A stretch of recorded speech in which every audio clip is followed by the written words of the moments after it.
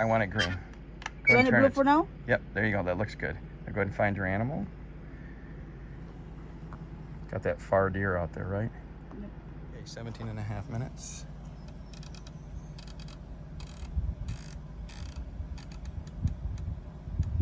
One more. Good. All right. Okay. All right, go ahead and close your boat. Let's get ready to shoot. All right.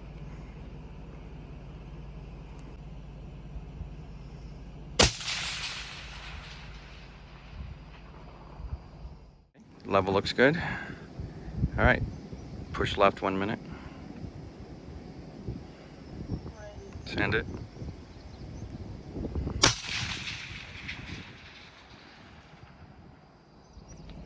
All right, so we're out here on our level 2. We're just shooting my beautiful wife. We're shooting 1,500 yards and 1,700 yards, and we got a deer target out there, and of course we got an out target way out there at 1,553 yards. I had to think about it.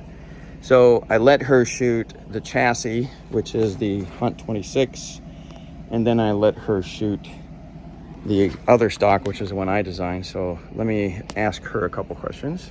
Which one do you felt kicked harder or less, the chassis or the stock? This kicks harder. So the chassis kicked a Yes. little bit harder. What about how it felt when it recoiled? Did one seem like it got off target harder than the other one? This one. This one, the chassis did.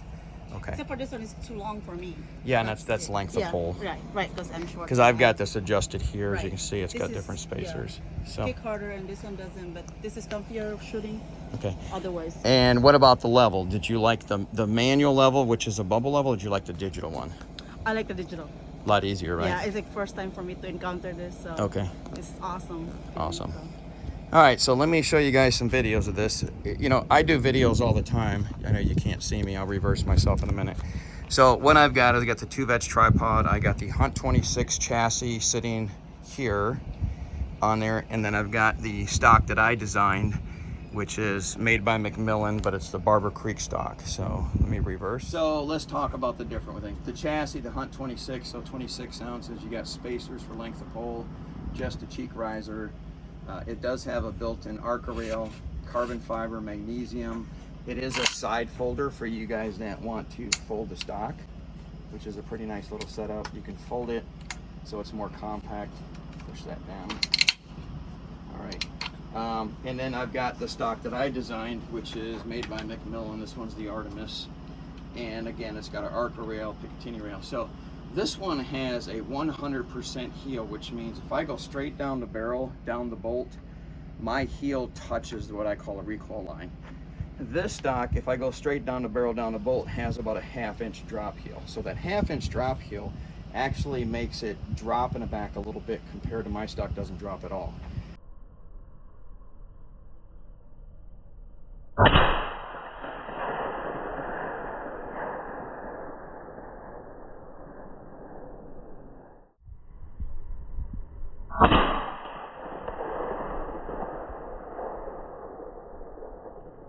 So, I mean, off of a tripod, every stock drops.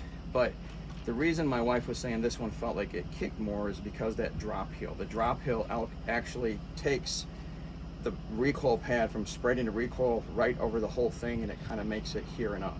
So it actually feels like it kicks more. It really doesn't. It's just how much pressure is being put in this one area.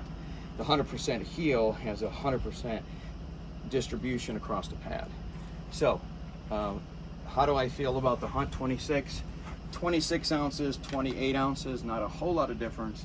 But I think for a guy that really wants to build a lightweight hunter that has the ability to fold the stock, this is a really nice chassis. I've shot a lot of chassis over my life.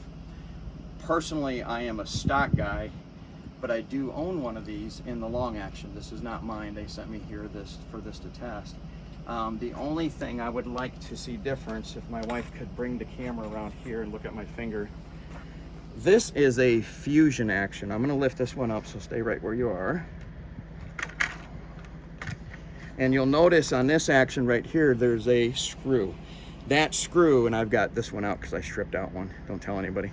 But that's how I changed the barrels. Now let me get this out of the way.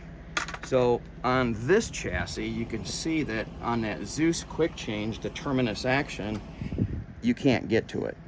So if I wanted to change the barrels on this action, I have to take the action out of the chassis.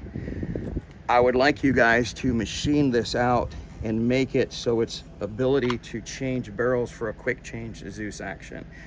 So that would be the only thing that I would suggest to change on this. The only other thing, if my wife can zoom out or back out and get the whole thing in here, I would like to see this heel come up about another 1/2 inch. So raise this heel, not the cheek piece, the heel, so it matches the center of the bolt or the firing pin hole down the barrel, and it's gonna actually make it kick less, and it's gonna make the muzzle flip up front a little bit less. So again, raise the heel, that's what I would like to see. Machine this out so it can actually accommodate the Zeus quick change actions. Other than that, I think it's a good chassis. I really like the magazine drop. Again, lightweight, runs good. Real quick, let me swing this around. As you can tell, my wife really likes the level, which is digital.